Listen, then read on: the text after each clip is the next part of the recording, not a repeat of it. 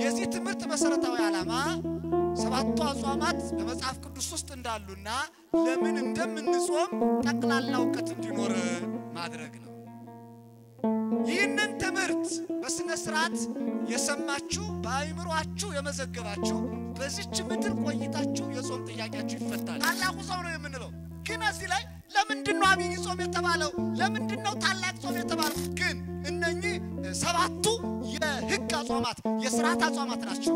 ግዴታ ክርስቲያኖች ሁሉ ሊጾማቸው የሚገቡ አጽዋማት ማለት ነው። የሚጾም ሰው ሁሌም ከማን ጋር ይነጋገራል? ከእግዚአብሔር ጋር። አዳምን አትብላ ብሎ ያናገረው ማን ነው? አትብላ ብሎ ያናገረው እግዚአብሔር አይደል? አትብላ አለው እግዚአብሔር። ሰይጣንስ ምን አለው ሰይጣን? በዘመናችን ጾም አያስፈልግም የሚሉ ሰዎች ከነነው የእንስሳትና ከነነው የውሾች እነሱ ናቸው። እኔ ጾም የላችኋለሁ ጾም አያስፈልግም ብሏል። ለምንድነው ታዲያ በዘመኑ ያሉ ሰዎች ጌታ ጾሞልናል እኛ አንጾምም የሚሉት? እሱ ራሱ ክርስቶስ እኔ ስለጾምኩላቸው ሐዋርያት አይጾሙም ብሏል ወይ? ስለ ውበት የተራቡ አይደለም። አንዳንድ ሰዎች ስለ ውበት የሚራቡ አሉ አይደል?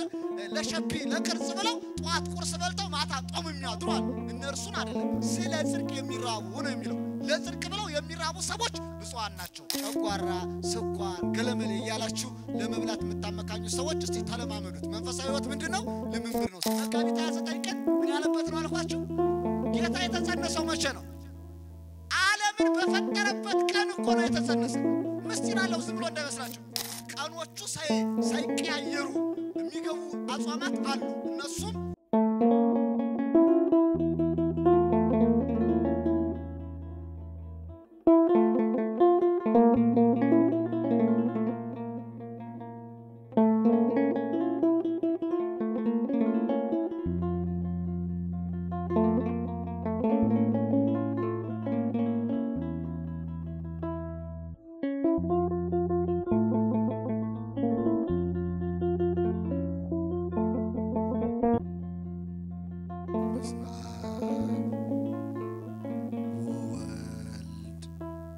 ወመንፈስ ቅዱስ አሃዱ አምላክ አሜን።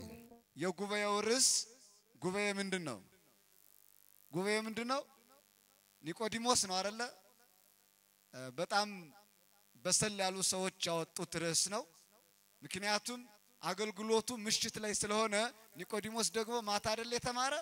ስለዚህ እናንተም አሁን እንደ ኒቆዲሞስ በምሽቱ እየተማራችሁ ነውና እንዳሰለችሁ አደራ እያልኩኝ ወደ ትምህርቱ ገባለሁ ማለት ነው። ለዛሬ የምንማማርበት የትምህርታችን ርዕስ የሚሆነው የሰባተኛው ወር ጾም የሚል ይሆናል። እኔ ስል እናንተም ቃሉን ደግማችሁ ትሉታላችሁ። የሰባተኛው ወር ጾም በሉ።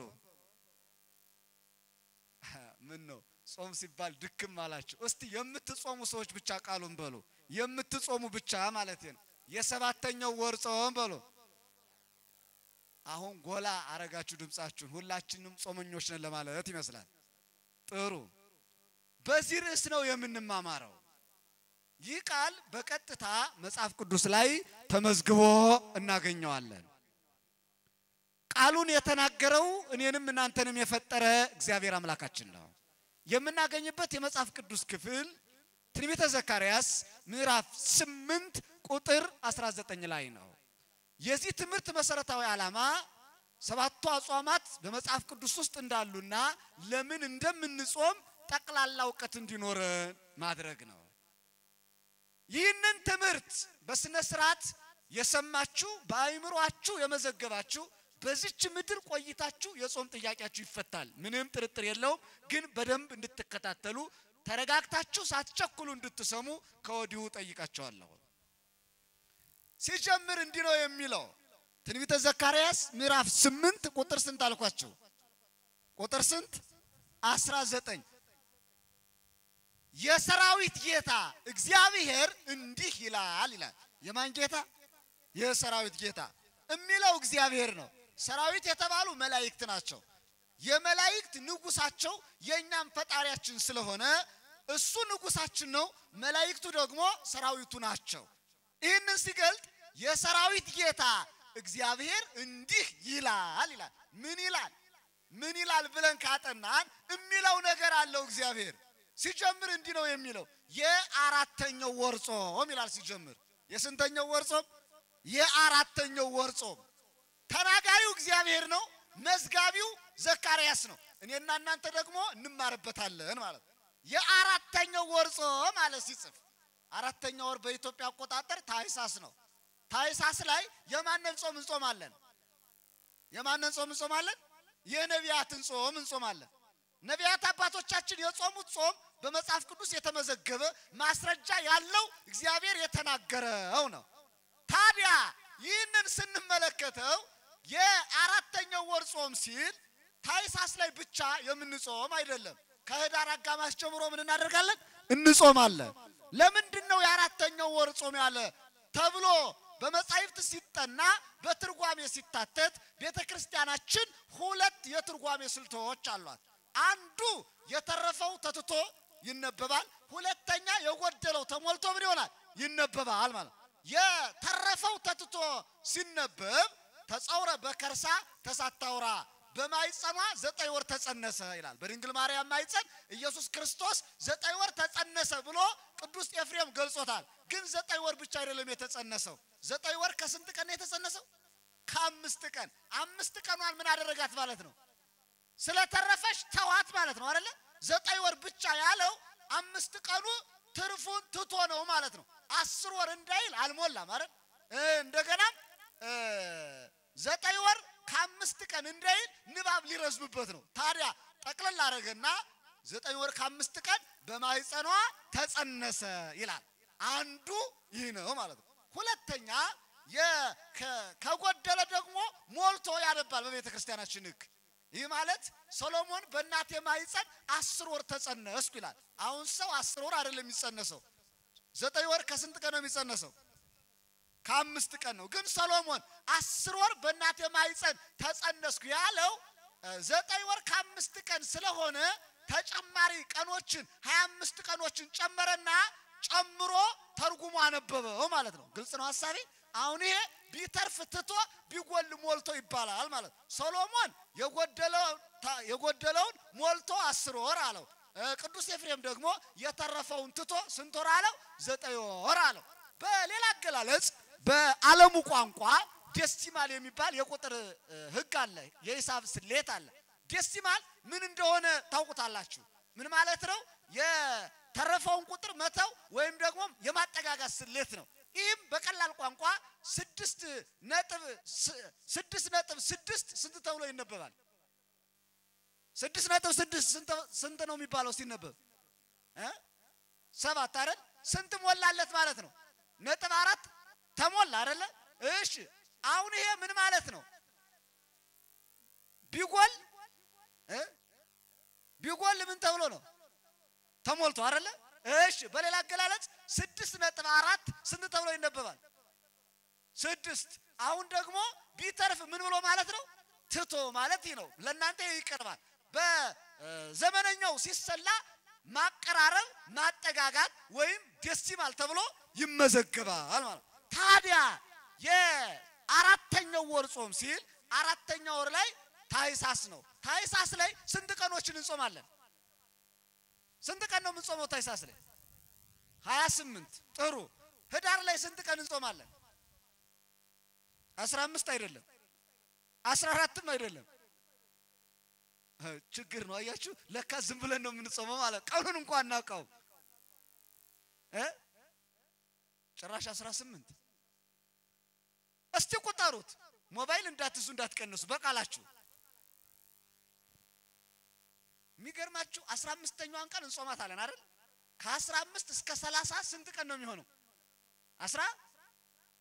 ከ15 እስከ 30 ስንት ቀን ነው የሚሆነው 16 ነው የሚሆነው አይደል 16 እና 28 ስንት ቀን ይሆናል 40 16 እና 28 44 ነው አይደል ጾመ ነቢያት 44 ነው አሁን እዚህ ላይ ትንሹን ቁጥር ወደ ትልቁ ማጠጋጋት ብለናል ትልቁ ቁጥር የትኛው ነው 28 ቁጥር የትኛው ወር ላይ ነው ያለ ታኅሳስ ላይ ትንሹ ቁጥር ስንቱ ነው 16 የትኛው ወር ላይ ነው ያለ ህዳር ላይ ስለዚህ ሲጠጋጋ የትኛውን ወር ናስ የትኛውን ወር የአራተኛው ወር ማለት ለዚህ ነው መጽሐፍ ቅዱስ የአራተኛው ወር ያለ እንጂ ወደ ኋላ ያለው ህዳር ላይ የሚጾሙትን ቀኖች ትቶ አይደለም የአራተኛው ወር ጾም ይላል እግዚአብሔር አንድ ይቀጥልና የአምስተኛው ወር ጾም ይላል አምስተኛው ወር ማን ነው አምስተኛው ወር ጥር ነው ጥር ሁሉ ጊዜም አንድ ቀን እንጾማለን እርሱም ጥር ስንት ነው ጥር 10 ጾመ ምን ጾመ ጋድን እንጾማለን መጽሐፍ መዝግቧታል አንዲት ቀን ስለሆነች መጽሐፍ አይተውን ክርስቲያኖች ምክንያቱም በእግዚአብሔር ዘንድ ሺው ቀን እንደ ስንት ቀን ነው እንደ አንድ ቀን አንዱ ቀን ደግሞ እንደ ስንት ቀን ነው እንደ ሺህ ቀን ነው ለዚህም በአዳም ታሪክ ውስጥ እናገኘዋለን ጌታችን አዳምን ቃል ሲገባለት ምንድነው ያለው 5 ቀን ተኩል ሲፈጸም ከልጅ ልጅ ተወልጄ ምን እልሃለሁ ነው ያለው አድንሃለሁ አይደል ያለው 5 ቀን ተኩል ሲፈጸም ይሄ 5 ቀን ተኩል ማለት 5500 ዘመን ነው አይደለም ስለዚህ አንዲት ቀን ብትሆን መጽሐፍ ህግናትና ስርዓትናትና ምን ያደርጋል ይመዘግባል ማለት ያዙ ከዚህ ቀጥሎ የሰባተኛው ወር ጾም ይላል የስንተኛው ወር ጾም የሰባተኛው ወር ጾም እሚለው እግዚአብሔር ነው በመነሻ እንዳልኩት ተናጋሪው ማን ነው የሰራዊት ጌታ እግዚአብሔር እንዲህ ይላል ምንድነው የሚለው የአራተኛው ወር ጾም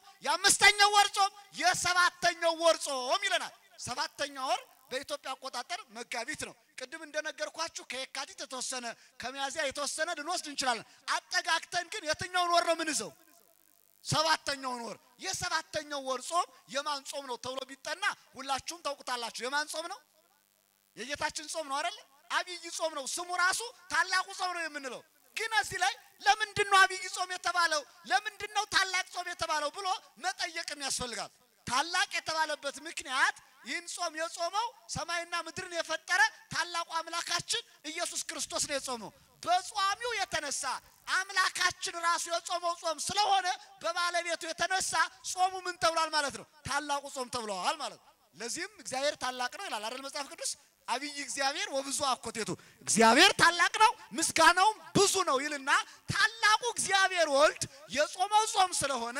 በባለቤቱ ጾሙ ምን ተብሏል ማለት ነው ታላቁ ጾም ተብሏል አንዲ ነው በርካታ ምክንያቶች አሉት ግን የተወሰነውን ላንሳ በሁለተኛ ደረጃ ሰውን ታላላቅ ኃጢአት የሚያሰረው ዲያብሎስ በቀጥታ ድል የተነሳው በየትኛው ጾም ነው በዚህ ጾም ነው አይደለ ለዚህም ቆሮንቶስ ተመስክር አይደለ ቆሮንቶስ ምስክራችን ናት ለኛ የምትመሰክር ናት ምክንያቱም ሰይጣን ድል የተነሳባት አምላካችን የጾመባት ቦታ ናት በዚህ ዘመን ላይ ጾም አያስፈልግም የሚሉትን ሰዎች ቆሮንቶስ ላይ ቆመው ቢናገሩ ቆሮንቶስ ራሱ ግራቸውን አጥቆሙብኝ ብላ ተከለክላቸው ነበር የጾም ቦታ ናት ያቺ ቆሮንቶስ 40 ቀን 40 ሌሊት አምላካችን እንደጾመባት ምድሪቱ ራሱ ትመሰክራለች ሰማይ ስሚ ምድር አድምጭ አይደለም ይለው ቃሉ ስለዚህ ክርስቲያኖች ይህ ጾም ለምን ታላቅ ተባለ ቢባል ታላላቅ ኃጢአት የሚያሰራው ዲያብሎስ ድል የተነሳበት ጾም ስለሆነ ነው በሶስተኛ ደረጃ ከሁሉም ጾሞች በቀን የሚረዝመው በቀን ቁጥር ረጅም የምንጾመው የትኛውን ጾም ነው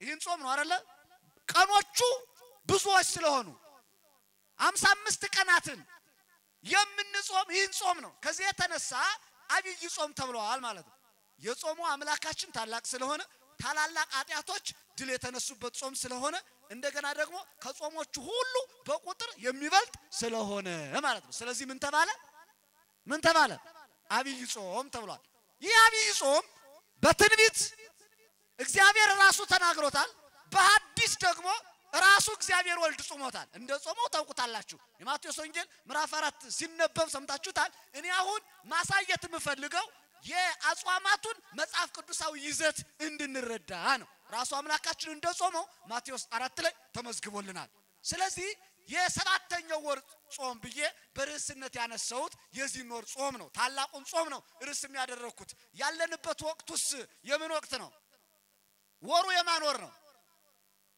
ወሩ ይህ ወር የማን ወር ነው ያለንበት መጋቢት ነው አይደል ወሩ ነው የካቲት ነው ሰው እኮ ረስቶታል የሚገርማችሁ ድንገት ዛሬ ቀኑ ስንት ነው ብትሉት እስቲ ቆይ ነው የሚላችሁ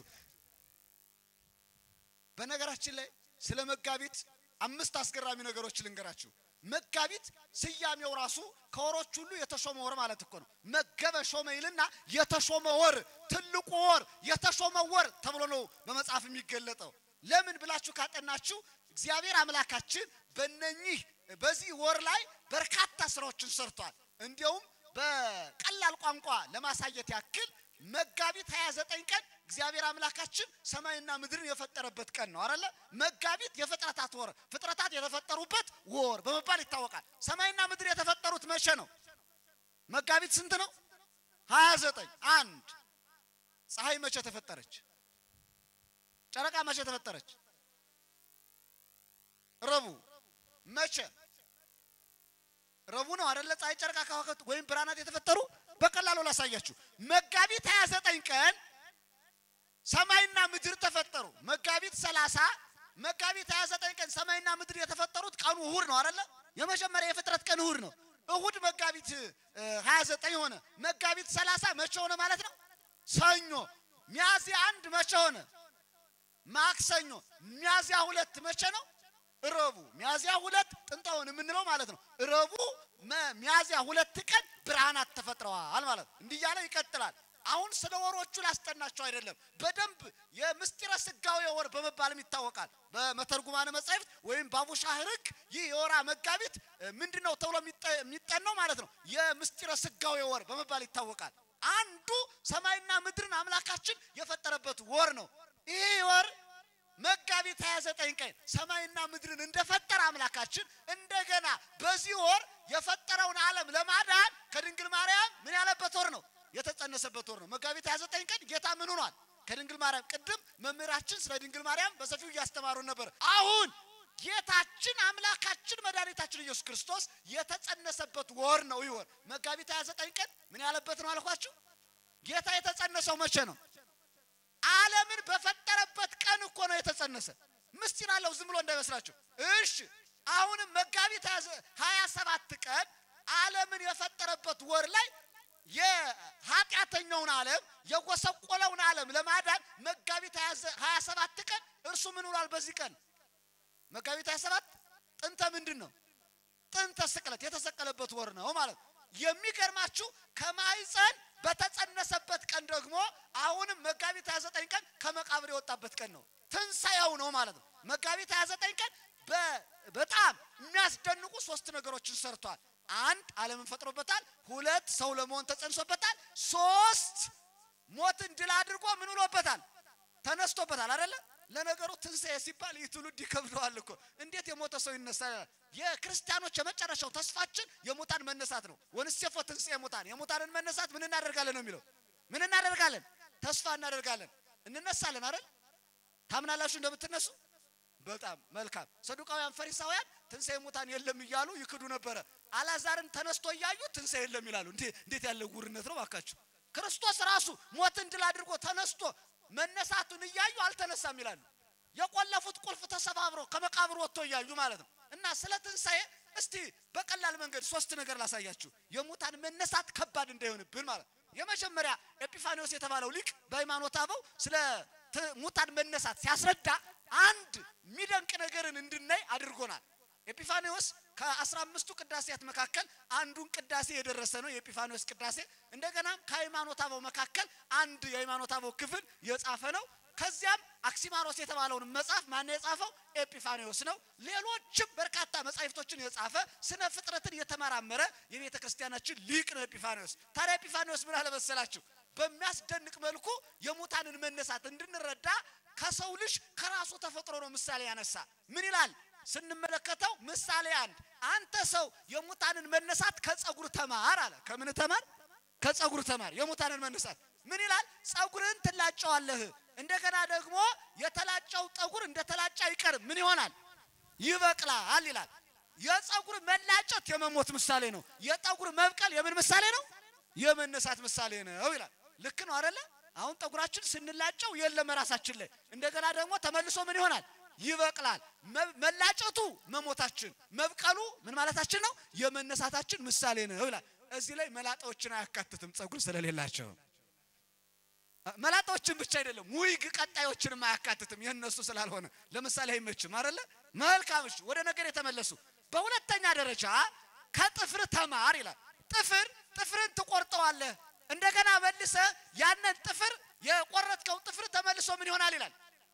ምን ይሆናል? ተመልሶ ያድጋል ይላል። ጥፍርን መቆረጥህ የመሞት ምሳሌ ነው። አንተም በሞት ተቆርጠ ወደ መቃብር ትገባለህ። ተመልሶ ያ ጥፍር ማደጉ የምን ምሳሌ ነው? የምን ምሳሌ ነው? የመነሳት ምሳሌ ነው አለ። ከራሱ አሳየውና እንደገና ከፍ አድርጎ ወደ ፀሐይ ይዞት ሄደ። ሶስተኛ ምሳሌ አንተ ሰው የሙታንን መነሳት ከፀሐይ ተማር አለ። ፀሐይ ጧት ትወጣለች ማታ ትገባለች፣ እንደገባች አትቀርም፣ ተመልሳ ምን ትሆናለች? ትወጣለች አለ። ጧት መውጣቷ አንተም ከናት ማይጸን ወጥተህ መታየት መወለድ ነው አለ። ልክ ጧት የወጣችው ፀሐይ ብርሃኗ እየጠነከረ ሙቀቷ እየጠነከረ ይላል። አንተም ከልጅነት እያደክ ወደ ወጣትነት ትመጣለህ። 6 ሰዓት ሲሆን የፀሐይ ኃይሏ ይጠነክራል። አንተም ጎልማሳ ስትሆን ኃይል ይጠነክራል ይላል። ከሰዓት ደግሞ ፀሐይ ኃይሏ እየቀነሰ እየቀዘቀዘ ይላል። አንተም እያረጀ ስትመጣ አቅም ምን እያለ ይመጣል? እየቀነሰ ይመጣል ይላል። ፀሐይ ስትወጣ ብርሃኗ ሞይ ሙቀቷ በመጠኑ ነው። ስትገባ ሙቀቷ በምንድነው? በመጠኑ ነው። አንተም ስትወለድ አቅም በመጠኑ ነው። ስትሞትም አቅም በምንድነው? በመጠኑ ነው ይላል። ልክ ያቺ ፀሐይ ማታ መግባቷ አንተም ተመልሰህ የመሞት ምሳሌ ነው።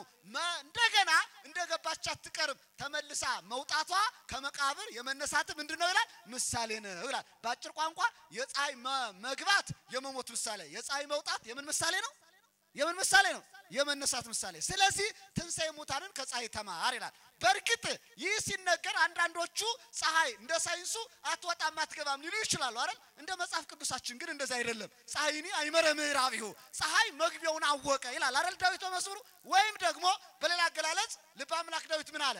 ምስራቀ ፀሐይ እስከ ነዓርብ ይትሐኮስ ስሙ ለእግዚአብሔር፣ ከፀሐይ መውጫ እስከ መጥለቂያዋ ድረስ የእግዚአብሔር ስም ምን ይበል ይላል? ይመስገን ይላል። ስለዚህ ፀሐይ ትወጣለች፣ ፀሐይ ምን ትላለች? ትገባለች ማለት ነው። ምስራቅ ያለው የፀሐይ መውጫ ነው። ምዕራብ ያለው የፀሐይ መማለቻ ነው፣ መግቢያ ነው። ሰረቀ ወጣ ይላል፣ አረበ ገባ ይላል። ፀሐይ ትወጣለች፣ ትገባለች። ይሄን ደግሞ ያለን የመጽሐፍ ቅዱሱ ባለቤት ማን ነው? እግዚአብሔር በነብዩ በዳዊት ላይ አድሮ ነግሮናል ማለት ነው። ስለዚህ አሁን ክርስቲያኖች ምን ልላችሁ ነው? ሙታን እንደሚነሱ በዚህ እናረጋግጣለን ነው። እስቲ ትንሣኤ ሙታንን ያየን ነው። ለመሆኑ እስቲ ሞትን የምትወዱ ሰዎች እስቲ እጃችሁን ከፍ አድርጋችሁ አሳዩኝ። ሞትን የምትወዱ የለም? አንዳንድ እጆች እየወጡ ነው፣ ኑሮ የመረራቸው። ጥያቄ ሞትን የምትወዱ ነው። ሰምታችኋል? ስጋዊ ሞትን ነው ያልኳችሁ። እሺ ይቅርታውት የተወሰኑ ናቸው ሞትን የወደዱ። እስቲ ትንሣኤን የምትወዱ አሳዩኝ። እስቲ ትንሣኤን የምትወዱ እኔታ መስፍን ምርጎሳ ያየን ነው አይደለ? የኛ ህዝብ እንደዚህ ነው። እስቲ አሳዩኝ በደም። እኔ በደም መብራቱ አይነን እየከለከለኝ ነው፣ አይታየኝ። ሁላችሁም ትንሣኤን ተወዳላችሁ አይደለ? አቤት አቤት አቤት! ሁላችሁም ካልሞታችሁ አትነሱም። ለመነሳት ምን ያስፈልጋል? ምንድነው የሚያስፈልገው? መሞት። እንዴ ሞት እኮ የትንሣኤ ትራንስፖርት እኮ ነው። ትንሣኤ ጋር ለመድረስ ትራንስፖርታችን ምንድነው? አልዓዛር ሞተ አልን፣ ከዚያስ ተነሳ። ኢየሱስ ክርስቶስ ሞተ፣ ምን አለ? ከዚያ ተነሳ። እኛም እንሞታለን፣ ምን እንሆናለን? እንነሳለን። ታዲያ ሞትን ጠልቶ ትንሣኤን መውደድ ይቻላል? ይቻላል ወይ? ይሄ ማለት እኮ እግር ሳይኖር መራመድ ማለት ነው። እግር የሌለው ሰው ይራመዳል እንዴ? ይራመዳል ወይ? አይራመድም። አሁን አስተውላችሁ ከሆነ ሞት የትንሣኤ ጎዳና ነው ማለት ነው። እግዚአብሔር ጋር ምን ደርስበት። ለዚህም ልበ አምላክ ዳዊት እኮ ምን ብሎታል መሰላችሁ? ወፍናው ይሁኒ ለሞት ዘእግዚአብሔር ውእቱ። ሞት የማን ጎዳና ነው አለ? የማን ጎዳና ነው? የእግዚአብሔር ጎዳና ነው አለ። ከእግዚአብሔር የምንደርስበት ሞት ነው። ስለዚህ ለምንድን ነው ሞትን የፈራችሁት? ትንሣኤን የወደደ ሞትን ምን ማድረግ አለበት? ምን ማድረግ አለበት? ትንሣኤን የወደደ ሁሉ ማንን መውደድ አለበት? ሞትን መውደድ። እሺ እሺ፣ ከወደዳችሁ አሁን አሳዩ ሞትን የምትወዱ። እሺ እስቲ አሳዩ ሞትን የምትወዱ።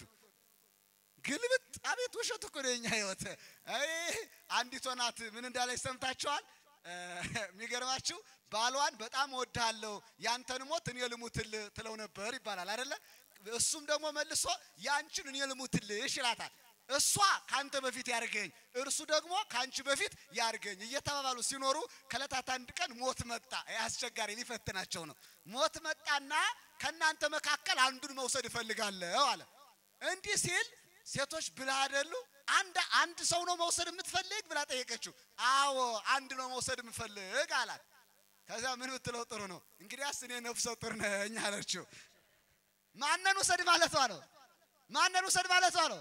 እርሱን ወሰድ አቤት ይቻላል አስቸጋሪ እኮ ናት ክርስቲያኖች አሁን ሞትን ተወዳላችሁ ስላችሁ አዎ እንግዲያስ ዛሬ እዚህ አንወጣም ብላችሁ ተስማማላችሁ አንድ እባብ እንኳን እዚህ ጋር ብናይ ልብሳችን እያንጠለጠልን ነው የምንሮጠው ኧረ አይጥ ኮሽ ኮሽ ብታደርግ ተስፋችን ሰማይ ነው ክርስቲያኖች የምድር ነገር ከንቱ ነው አይተነዋል ሁሉን አይደለ ምንም ቁም ነገር የለውም ለኛውን ተስፋ እናደርግና ሙታን እንደሞቱ አይቀሩም ይነሳሉ ማለት ነው አሁን የነን ያልኳችሁ መጋቢት 29 ቀን ጥንተ ትንሳኤ ነው እግዚአብሔር አምላካችን ምን ያለበት ቀን ነው እያልኳችሁ ነው ምን ያለበት ቀን ነው የተነሳበት ቀን ነው መጋቢት 29 ይህ ብቻ አይደለም አሁንም እንደገና ዓለምን ለማሳለፍ የሚመጣ ምጽአት የሚሆነው መቼ ነው መጋቢት ስንት ነው 29 ነው በነገራችን ላይ አስተውሉ አራት ነገሮች ተከናውነዋል አንዷ ግን ገና ትቀራለች ማለት ነው በወራ መጋቢት ዓለምን ፈጥሮበታል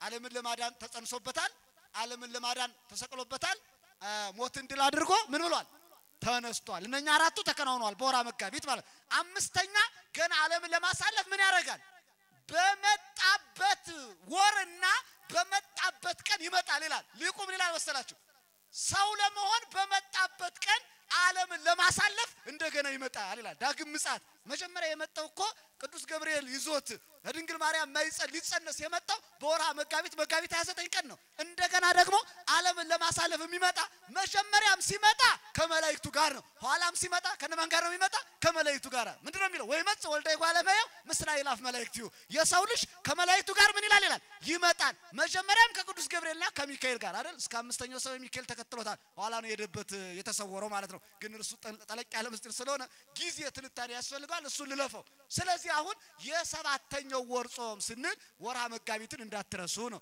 ከሰባቱ አጽዋማት ስንት ጾም ነገርኳችሁ አንደኛ የስንተኛው ወራ እኔ ምደጋግመው እንድትዙ ስለምፈልግ ነው አንደኛ የስንተኛው ሁለተኛ የስንተኛው ሶስተኛ የሰባተኛው ወር ጾም ይላል አራተኛ የአስረኛው ወር ጾም ይላል ባለ 50ውን ዘሎ ደግሞ ያስቀምጠዋል የአስረኛው ወር ጾም ይልና አስረኛው ወር በኢትዮጵያ አቆጣጠር መቼ ነው ሰኔ ነው ሰኔ ላይ የማንን ጾም እንጾማለን የሐዋርያትን ጾም አይደል እንደገና የሐዋርያት ጾም ሰኞ ቀን ገብቶ ጾመ ድነት ደግሞ መቼ ይገባል ረቡዕ ይገባል ስለዚህ ሰኔ ላይ ስንት ጾሞች ነው ምናገኝ ጾመ ሐዋርያትንና ጾመ ድነትን ሁለት ጾሞች በጥቅሉ አሁን ስንት አጾማት አገኘን 5 አጾማትን አገኘን ሰኔ ላይ ሁለት ጾሞች ስላገኘን የሐዋርያት ጾምንና የረቡዕና የዓርብን የጾመ ድነትን ጾም ማለት በነገራችን ላይ ቀኖቹ ሳይቀያየሩ የሚገቡ አጾማት አሉ እነሱም የነነዌ ጾም ሁሉ ጊዜም ሰኞ ቀን ነው የሚገባ አብይ ጾም ሁሉ ጊዜም ሰኞ ቀን ነው የሚገባ ጾመ ሐዋርያት ሁሉ ጊዜም መቼ ነው የሚገባ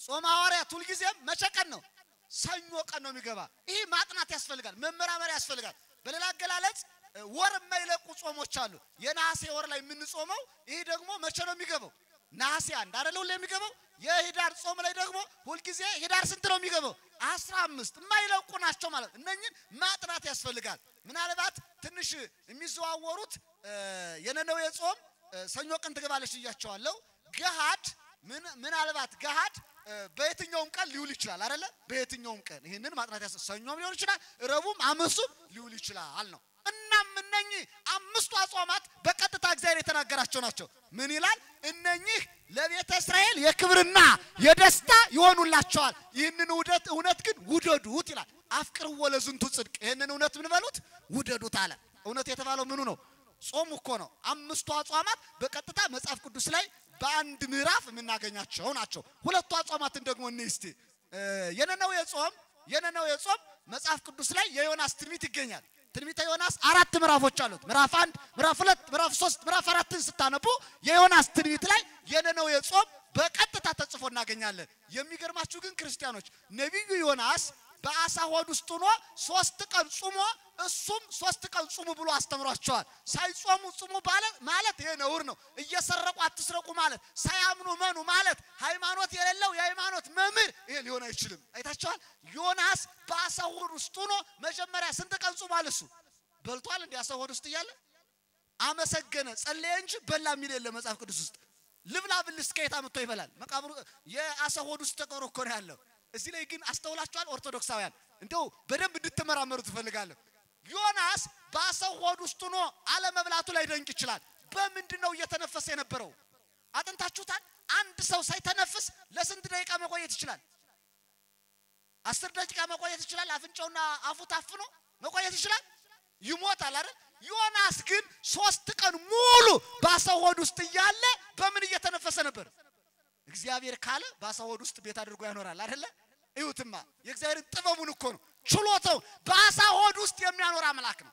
ታዲያ 3 ቀን ጾሞ ጸልዮ ከአሳው ሆድ እንደወጣ የነነዌ ሰዎችን ጾሙ አለና ሰበካቸው ማለት ነው። 3 ቀን ጾሞ 3 ቀን እንዲጾሙ ሰብኮላቸዋል። ባጭሩ ታዲያ አሁን ይሄን ምን ለማለት ፈልጌ ነው? የነነዌ ጾምን እንስሳት ሳይቀር እንደጾሙት ማስገንዘብ ያስፈልጋል። እንስሳቱ ጾመውታል፣ አራዊቱ ሳይቀር ጾመውታል። ውሻ እኮ ታስሮ አልበላም፣ ላም ታስራ አልበላችም። ላሞች እንስሳት እሳር አልተጎነጩም፣ ውሃ እሳር አልነጩም፣ ውሃ አልተጎነጩም። ምክንያቱም ሁሉም ከሰው እስከ እንስሳ ይህን ጾም ጾመውታል። በዘመናችን ጾም አያስፈልግም የሚሉ ሰዎች ከነነዌ እንስሳትና ከነነዌ ውሾች ያነሱ ናቸው። ማምላክን ማለት የነነዌ እንስሳት ከብቶች እኮ ጾመውታል አይደል? በርግጥ ጾም ለእንስሳት የማይነገር ነው፣ የማይጠቅማቸው ነው። ምክንያቱም ጽድቅ እኮ ነው ስለሌለባቸው። ነገር ግን ያኔ ከእሳት እንዲድኑ ከመቅሰፍት እንዲድኑ የነነዌ እንስሳቱ የነነዌ ውሾቹ ሳይቀር ምን ብለውታል? ጾመውታል ማለት ከንጉስ እስከ ሰው ከእንስሳ እስከ አውሬ ነው ያንን ጾም የጾሙት። ለዚህም እግዚአብሔር በምሕረት ይቅር ብሏቸዋል። ይሄ ማለት ለሰዎች የመጣው መዓት አራዊቱን እንስሳቱን ሁሉ ምን ያደርጋቸዋል? ያጠፋቸዋል አይደል? አዎ ለሰባት ካት የመጣው ማዕበል ወይም ደግሞ ለሰባ ገሞራ ለሰባ ሰዶም የመጣው ማዕበል እኮ እንስሳቱን አራዊቱን ተንቀሳቃሽ ፍጥረታትን በሙሉ ነው የደመሰሰ። ይሄ እንደ ቀላል የሚታይ አይደለም። ወደ ነጥቤ ልመልሳችሁ። 6ኛ የነነዌ ጾም መጽሐፍ ቅዱስ ውስጥ አለ እያልኳችሁ ነው። 7ኛ የሐዋርያት ጾም ጾመ ፍልሰታ የፍልሰታን ጾም የጾሙት ሐዋርያት ናቸው። ሐዋርያት እንደ ጾሙ እንደ ጸለዩ መጽሐፍ ቅዱስ ይናገራል። የሐዋርያት ሥራ ምዕራፍ 13 ቁጥር 3 ላይ ስታነቡ ሐዋርያት ጾሙ ጸለዩ ይላል። እነማን? ሐዋርያት። ስለዚህ ጾም ሐዋርያት የምንለው የሐዋርያት ጾም በሐዋርያት ሥራ ምዕራፍ 13 ቁጥር ስንት ላይ አለ? 3 ላይ ተመዝግቦላቸዋል ማለት። በሌላ አገላለጽ ራሱ እግዚአብሔር የጠየቀው ጥያቄ ለተጠየቀው ጥያቄ የመለሰው መልስ አለ። ፈሪሳውያን ወይም ሰዱቃውያን ጌታችን ጥያቄ ጠየቁት። ለምን ትይጾሙ አርዳይከ ደቀ መዛሙርት ለምንድን ነው የማይጾሙ ብለው ጠየቁት አይደል? ሲጠይቁት ሙሽራው ከነርሱ ጋር እያለ ሚዜዎቹ አይጾሙም፣ ሙሽራው ከነሱ የሚወሰድበት ጊዜ ይመጣል ኋላ ወይም ከዚያ በኋላ ሚዜዎቹ ይጾማሉ አለ። ሙሽራው ማን ነው? ሙሽራው ማን ነው? ኢየሱስ ክርስቶስ። ሚዜዎቹ እነማን ናቸው? ሐዋርያት። ታዲያ ሙሽራው ኢየሱስ ክርስቶስ ከነሱ ይወሰዳል አለ። ይሞታል፣ ይነሳል፣ ያርጋል። ኋላ ምን ይላሉ አለ? ይጾማሉ አለ እንጂ እኔ ጾሜላችኋለሁ ጾም አያስፈልግም ብሏል። ለምንድነው ታዲያ በዘመኑ ያሉ ሰዎች ጌታ ጾሞልናል እኛ አንጾምም የሚሉት? እሱ ራሱ ክርስቶስ እኔ ስለጾምኩላቸው ሐዋርያት አይጾሙም ብሏል ወይ? ኋላ ምን ይላሉ ነው ያለ? ይጾማሉ። ይሄንን መያዝ ያስፈልጋል። መልካም እንግዲህ እነኚህ 7 አጽዋማት በቀጥታ ምን ውስጥ ይገኛሉ? ምን ውስጥ ይገኛሉ? መጽሐፍ ቅዱስ ውስጥ። ያውም 66 በተባለው ክፍል ላይ የተጠቀስኩላችሁ። መጽሐፍ ቅዱስን የሚያምን ሰው እግዚአብሔር ያለውን በመጽሐፍ ቅዱስ የተጻፈው መተግበር አለበት። የ7ኛው ወር ጾም ነው ካለ ምን ማድረግ ነው? እሱን መጾም ነው። የ4ኛው ወር ላይ ጾም ነው ካለ ምን ማድረግ ነው? መጾም ነው። ይሄን ግን የኢትዮጵያ ኦርቶዶክስ ተዋሕዶ ቤተክርስቲያን ታደርገዋለች አይደለም? ታደርገዋለች። መገንዘብ ያስፈልጋል ክርስቲያኖች ማለት። እዚህ ላይ ጥያቄ ላንሳ። 5 ጾም የለም፣ 8 ጾምም የለም። አጽዋማቱ ስንት ብቻ ናቸው? 7 ናቸው። ከዛ ውጭ ያሉት የፈቃድ ናቸው። የጽጌ ጾም ከዚያም በጳጉሜ ወር ላይ ምን ጾመው ጾም አለ፣ ያ የፈቃድ ነው። ወይም የንስሐ ጾም አለ፣ ያም የፈቃድ ነው። ግን እነኚህ 7ቱ የሕግ አጽዋማት የሥርዓት አጽዋማት ናቸው። ግዴታ ክርስቲያኖች ሁሉ ሊጾማቸው የሚገቡ አጽዋማት ማለት ነው። እነኚህን ጾሞች እንዴት መጾም እንዳለብን ፍትሐ ነገሥት አንቀጽ 15 ስለ ሁሉም ጾሞች ይናገራል። ፍትሐ ነገሥት አንቀጽ 15 ማለት 7 የሆኑበት ምክንያት ግን ዝም ብሎ አይደለም። አጽዋማቱ ለምን 7 ሆኑ ብላችሁ ከጠየቃችሁ የተሰሩት ለሰው ልጅ ብቻ ነው። እንዲጾም የታዘዘው ማን ነው? ማን ነው እንዲጾም የታዘዘው? ሰው። ጾም ለመላእክት አልተሰራም። መላእክት ስለማይበሉ ስለማይጠጡ ጾም አይነገርላቸውም። ጾም ለእንስሳት ለአራዊት ለአዕዋፋት አልተሰራም። ስለማይጸድቁ ስለማይኮነኑ ማለት ጾም የተሰራው ለማን ብቻ ነው? ለሰው ልጆች ብቻ ነው። የሰው ልጆች ደግሞ 7 ባህሪያት አሏቸው። 7 ባህሪያት ያሏቸው የሰው ልጆች 7ቱ አጽዋማትን እንዲጾሙ ምን ተብሏል ማለት ነው? ታዟል ማለት ነው። አያችሁ 7 ባህሪያት ያላቸው የሰው ልጆች ዕፀ በለስን በልተው ባህሪያቸውን አርክሰው ነበርና 7ቱ አጽዋማትን ጾመው 7ቱ ባህሪያቸው ምን እንዲያደርጉ እንዲቀድሱ አጽዋማቱ 7 ነዋል። በነገራችን ላይ የሰው ባህሪው ስንት ነው አልኳችሁ? 7 ነው አይደል? እንደዚያ ነው አይደል? 4 የሥጋ 3 የነፍስ አይደል? መልካም። በነገራችን ላይ ፎርሙላ ወይም ደግሞ ሲምቦል ታውቃላችሁ አይደል?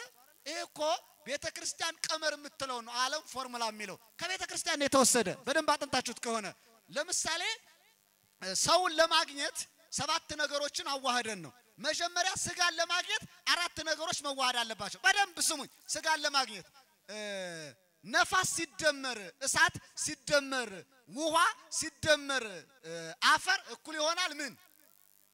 እኩል ይሆናል ምን? ስጋ። መልካም። እንደው የውሃ ፎርሙላው ራሱ ብዙ ነው አይደለ? በሳይንሱ H2O ነው አይደል? ወተር የሚባለው ነው አይደለም? H2O ማለት አንድ ሃይድሮጅን 2 ኦክሲጅን። አንድ ሃይድሮጅን እና አንድ ኦክሲጅን ውሃ ሊሆን አይችልም። የግዴታ 2 ምን መሆን አለበት? ኦክሲጅን መሆን አለበት። ልክ ስጋ ለማለትም እሳት፣ ነፋስ፣ ውሃ፣ መሬት እነኛ 4ቱ ምን መሆን አለባቸው? መዋሃድ አለባቸው። ስጋን ለማግኘት 4 ነገሮችን አዋህደን ነው። ይሄ የቤተ ክርስቲያኒቱ ምን ይባላል? ቀመር ይባላል። ይሄን ወስደው ፎርሙላ ብለው ወስደውታል። ሲምቦል አለው ራሱ ምልክት አለው በቤተ ክርስቲያን። በደንብ መጻሕፍትን እያነበባችሁ ስትሄዱ ታገኙታላችሁ። በሁለተኛ ደረጃ የነፍስ ባህሪያት 3 ናቸው።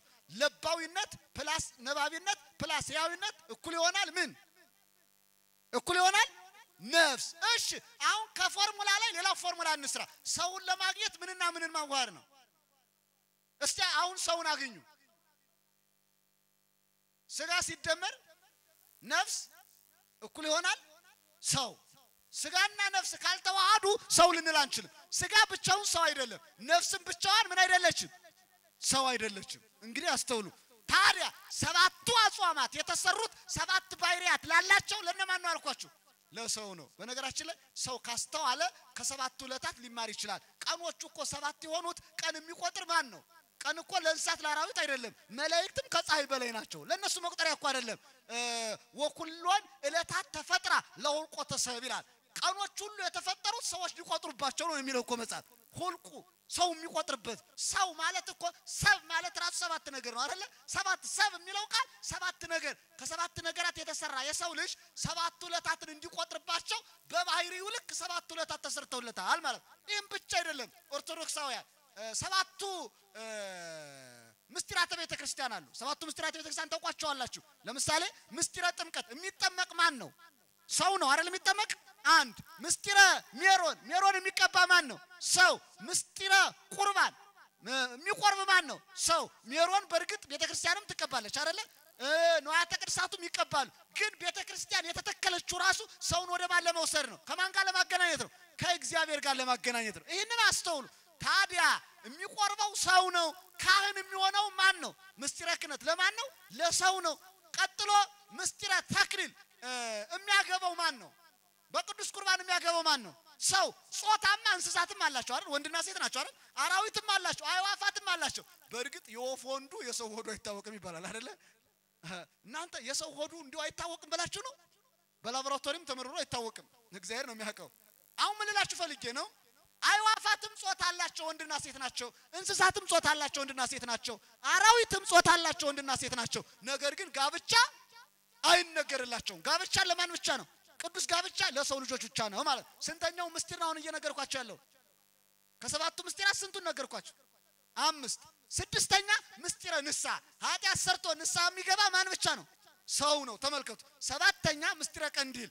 ሲታመም በቀንዲል አድርገው መብራት እያበሩ ዘይት ጨምረው ኋላ ቅባ ቅዱስን ወስደው የሚቀቡት አባቶቻችን ለታመመው ሰው ነው አይደል? ለእንስሳ ለአራዊት አይደለም ማለት። ስለዚህ 7ቱ ምስጢራተ ቤተ ክርስቲያን ራሱ የተሰሩት ለነማን ነው? ለሰው ልጆች ነው። ከ7 ነገሮች በደንብ መማር ይቻላል። እንደገና ሰማያት ስንት ናቸው? 7 ናቸው አይደል? ሀገራችን በየት ነው ብለን እንድንኖር ነው። የሰው ልጅ ሀገሩ በየት ነው? ይህች ምድር እኮ ተቀተን የምንኖርባት ቦታ ናት። የቅጣት ቦታችን ናት። ምድረ ፋይድ ነው የምትባለው። የችግር የመከራ የሰቆቃ ቦታ ናት። አዳም ኃጢአት ሲሰራ እንዲኖርባት ምን ያለ የተፈረደበት ቦታ ነው።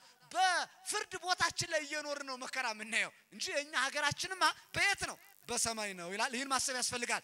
እንግዲህ ይህን ካልኳችሁ ሰዓቱን ጠቅለል አድርገው ላሳጥረው። ለምንድን ነው የምንጾመው የሚለው የተወሰኑ ሐሳብ ላንሳ። 7 ነገሮች ላንሳና አሁንም ከባህሪያችን ጋር እንዲገናኝ 7 ነገሮችን አንስቼ ትምህርቴን ጠቅልለዋለሁ። ለምንድን ነው የምንጾመው ካላችሁ አንደኛ የምንጾምበት የጾሙ ጥቅም የጾሙ አስፈላጊነት በገነት ለመኖር ነው ማለት ነው። በየት ለመኖር? ለምን እንጾማለን ብትባሉ በገነት ለመኖር። አዳም ዕፀ በለስን ሳይበላ እየጾመ ሳለ በየት ነው ይኖር የነበረው? በየት ነው ይኖር የነበረው? በገነት። ዕፀ በለስን ሲበላ ግን ከየት ወጣ? ከየት ወጣ? ከገነት። ጾመኞች በየት ይኖራሉ? አሁን በገነት። ጾምን የሻሩ ከየት ይወጣሉ? ከገነት። አሁን ጾምን ተው አትጾሙ የሚሉን እኮ ከየት ሊያስወጡን ነው? እውነት ነው ሐሰት ነው? ይሄ እውነት እኮ ነው፣ የተጻፈ ነው የምነግራችሁ። አንዴ ነው። ሁለተኛ ላለመሞት የነፍስ ሞት ላለመሞት እንጾማለን። እግዚአብሔር አዳምን ምን አለው? አትብላ፣ ከበላ ምን ትሆናለህ ነው ያለው? ትሞታለህ። ዘፍጥረት ምዕራፍ 2 ቁጥር 17 ላይ ኢትብላ እንትኮ በለስን አትብላ በለተ በላይከ ሞተ ትመውት፣ ከበላ ምን ትሆናለህ? ትሞታለህ አለ። ይኸው ሞት መጣብን። በአዳም መብላት ምክንያት የሰው ልጆች ሁሉ ሟቾች ሆነን። አዳም በለስም ቢጾማት ኑሮ ሞት አይመጣም ነበር ማለት። አሁን ለምንድን ነው የምጾመው የሚል ሰው ካለ እንዳትሞት ነው። ለጊዜው በስጋ እንዳትቀሰፍ፣ ፍጻሜው የነፍስ ሞት ምን እንዳይልህ እንዳይገጥምሽ እንዳይገጥመን ነው የምንጾመው። ይሄ እኮ ነው መሰረታዊ ነገሩ። ላለመሞት እንጾማለን። የነነዌ ሰዎች ቅድም ጠቅሻለሁ፣ በመጾማቸው ምክንያት ከሞት ድነዋል አይደለ? 3 ቀን ስለጾሙ ከሞት ድነዋል። እግዚአብሔር ከቅስፈት ታድጓቸዋል። ይህ ብቻ አይደለም። አስተውላችሁ ከሆነ የአስቴርና የመርዶክዮስን ታሪክ ካነበባችሁ እና አስቴርና መርዶክዮስ 3 ቀን 3 ሌሊት በመጾማቸው ከታወጀባቸው የሞት መቅሰፍት ድነዋል አይደለም? መጽሐፍ አስቴርን አንቡት። አሁን ይሄ ለምንድን ነው የምንጾመው ከተባለ በህይወት ለመኖር ነው። እኔ ጥቆማ ነው የምጠቁማችሁ። ያንን ገብቶ ማንበብ ማስፋፋት ይገባል። ሌላው በሶስተኛ ደረጃ ለምንድን ነው የምንጾመው ካላችሁ የምንጾመው ከእግዚአብሔር ጋር ለመነጋገር ነው። ከማን ጋር ለመነጋገር? የሚጾም ሰው ሁሌም ከማን ጋር ይነጋገራል? ከእግዚአብሔር ጋር። አዳምን አትብላ ብሎ ያናገረው ማን ነው? ማን ነው አትብላ ብሎ ያናገረው? እግዚአብሔር አይደል? አትብላ አለው እግዚአብሔር። ሰይጣንስ ምን አለው? ምን አለው ሰይጣን? ጾም ሽራችሁ ብሉ የሚሉት ከማን የተላኩ ናቸው? ይሄ እውነት እኮ ነው አይደል? ምንም እኮ አያንቀሳቅስም። እግዚአብሔር አዳምን አትብላ አለው። ሰይጣን በተቃራኒው ምን አለ? ብላ። የቱን እንስማ? የሰይጣን የእግዚአብሔር? ታዲያ በየመንገዱ ጌታ ጾሞላል አትጾም ሲልህ ከማን ተልኮ ነው? ከማን ተልካ ነው? በቃ እንደው ምንድነው የሚለው? ኦሪት ዘዳግም ምዕራፍ 10 ቁጥር 10 እንደገና ደግሞ ምዕራፍ 9 ቁጥር 9 ላይ ወጾመ ሙሴ 40 መዓልተ ወ40 ሌሊት፣ ሙሴ 40 ቀንና 40 ሌሊት ጾመ ይልና ወተናበበ ምስለ እግዚአብሔር፣ ከእግዚአብሔር ጋር ተነጋገረ ይላል። የሚጾም ሰው ሁሌም የሚያናገረው እግዚአብሔር ነው። ጾሙ እግዚአብሔር ይላል። ብሉ ደግሞ ማን ነው የሚለው? ሰይጣን። አዳምን አትብላ ያለው እግዚአብሔር እኛንም እንድንጾም ያዛል። አዳምን ብላ ያለው ሰይጣን እኛም ጾምን እንድንሽር ያደርጋል ማለት ነው። ስለዚህ ከሰባቱ ነገሮች ለምንድን ነው የምንጾመው ሲባል ስንት ነገርኳችሁ? 3 አይደለ? እሺ መልካም። አራተኛ ለምንድን ነው የምንጾመው ካልን በጣም ቀለል ባለ መንገድ በረከት ለማግኘት ነው። ሙሴ ጾሞ ከእግዚአብሔር እጅ ታቦተ ጽዮን ምን ብሏል? ተቀብሏል። ታቦተ ጽዮን ደግሞ የምድራችን በረከት ናት። አቢዳራን ቤቱን የባረከችለት ማናት? ታቦተ ጽዮን ናት ማለት ነው። መልካም። ይሄ 4። 5 ብፁዕ ለመሆን መጾም ያስፈልጋል። የማቴዎስ ወንጌል ምዕራፍ 5 ላይ ካነበባችሁት ስለ ጽድቅ የሚራቡ ምኖች ናቸው ይላል። ስለ ጽድቅ የሚራቡ ምኖች ናቸው? ብፁዓን ናቸው ይላል። ስለ ጽድቅ ማለት እየጾሙ ከተራቡ እነሱ ብፁዓን ናቸው። ስለ ውበት የተራቡ አይደለም። አንዳንድ ሰዎች ስለ ውበት የሚራቡ አሉ አይደለ? ለሸፒ ለቅርጽ ብለው ጧት ቁርስ በልተው ማታ ጦም የሚያድሩ አሉ። እነርሱን አይደለም ስለ ጽድቅ የሚራቡ ነው የሚለው። ለጽድቅ ብለው የሚራቡ ሰዎች ብፁዓን ናቸው። ማቴዎስ 5 ላይ ስታነቡት ተጽፏል። ነጠላ አማርኛው ጽድቅን የሚራቡ ይላል። ግዙ ግን ብፁዓን ለይርህቡ በእንተ ጽድቅ፣ ስለ ጽድቅ የሚራቡ ነው የሚለው። ይሄ 5ኛ ነው። 6ኛ ለምንድን ነው የምንጾመው ካላችሁ ሰይጣንን ለማስወጣት ነው። ማንን ለማስወጣት? ሰይጣንን። የማርቆስ ወንጌል ምዕራፍ 9 ቁጥር 29 ላይ ይህ የለመደው ሰይጣን በጾም በጸሎት ካልሆነ በስተቀር ምን አይልም ይላል? ሰይጣንን ለማስወጣት ምን ያስፈልጋል? ምን ያስፈልጋል? ጾም ያስፈልጋል አይደለ? ታዲያ ሰይጣንን አንዳንዶቹ በዘመናችን እንደ አርሰናል ኳስ በርግጫ ለማስወጣት ሰውን በካልቾ ይጠልዛሉ። ሰይጣን በርግጫ ይወጣል እንዴ? በጾም በጸሎት ነው። ወዝንቱ ዘመድ ይወጽ ዘይንበለ በጾም በጸሎት። ይህ የለመደው ሰይጣን በጾም በጸሎት ካልሆነ በስተቀር ምን አይልም አይወጣም ነው። አባቶቻችን ጾመው ጸልየው በጾማቸው በጸሎታቸው በመስቀላቸው በጸበላቸው ሰይጣንን ምን ያደርጉታል? ያስወጡታል ማለት ነው። የመጨረሻ ኃጢያታችንን ለመደምሰስ ምን ያስፈልጋል? ጾም ያስፈልጋል። ምንድነው የሚለው ቅዱስ ያሬድ በጸመድጎ በጣም የሚገርማችሁ እስመ በጾም ወበጸሎት ይሰረይ ኩሉ ኃጢያት ወይ ደመሰስ ኩሉ ጌጋይ ይላል። በጾም በጸሎት ኃጢያታችን ሁሉ ምን ይሆናል? ይሰረያል ይላል። እንግዲህ ለነኚህ ለሰባት ነገሮችና ሌሎችም ብዙ ምክንያቶች አሉ እንጾማለን። እነኚህ እንዲሆንልን ነው ማለት ነው። በገነት ለመኖር እንደገና ደግሞ ከሞት ለመዳን ከእግዚአብሔር ጋር ለመነጋገር በረከት ለማግኘት ብጽናን ለማግኘት ብፁ ለመሆን ማለት ነው። ከዚያ ሰይጣንን ለማራቅ ኃጢያታችን ለመደምሰስ ምን እናደርጋለን? እንጾማለን ማለት ነው። ምናልባት መጾም ያቃታችሁ ሰዎች ጾም መንፈሳዊ ሕይወት ነውና ተለማመዱት። እንደው ባልና ሚስት ነበሩ ይላል። ሚስቲቱ ጾመኛ ባሏ በላተኛ የሆኑ በአንድ ላይ ይኖሩ ነበር። አንድ ቤት ውስጥ ሚስት የምትጾም ባል የሚበላ እንደዚህ ያለ በእናንተ ቤት ውስጥ ባል እየበላ ሚስት የምትጾማለች የለች ማለት ጥሩ ነው። እንደዛ ከሆነ ታዲያ ከለታት አንድ ቀን መምህር እንደዚህ ጉባኤ ተሰርቶ ስለ ጾም አስተምራለሁ ሲል ሚስት ሰማችና ባሏን ይዘው ሄደች። ባሏ ሄዶ ቤተክርስቲያን ላይ ስለ ጾም በጥልቀት ትምህርት ተሰጠ። ብሉይ ሐዲሱን እየጠቀሱ መምሩ ስለ ጾም አስተማሩ። በመጨረሻ እስከ 9 ሰዓት ጾሙ ብለው አዋጅ አውጀው ትምህርቱን ጨረሱ። እስከ ስንት ሰዓት ጾሙ? እስከ 9 ሰዓት። ይህንን ሰሙና ሚስትና ባል ወደ ቤታቸው ሲሄዱ መንገድ ላይ ትጾማለህ አለችው። አዎ ከዚህ በኋላማ ፈጽሞ አልበላም አላት። ተሎ አመነ።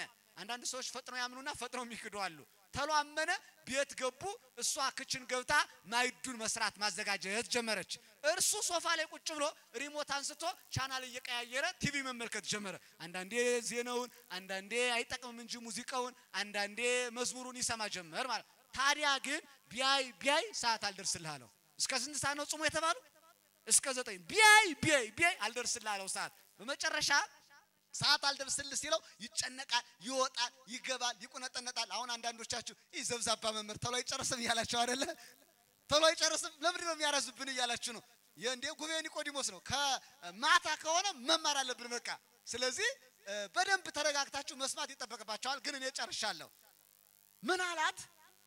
ሰዓቱ አልደርስልህ ሲለው ተጨነቀ፣ ይጨነቃል። የማይሆነው ነገር የለም። አንዳንዴ ይወጣል፣ ቢተኛ ደግሞ እንቅልፍ እምቢ አለው። ሰው ከተራበቀ እንቅልፍ ራሱ አይመጣም።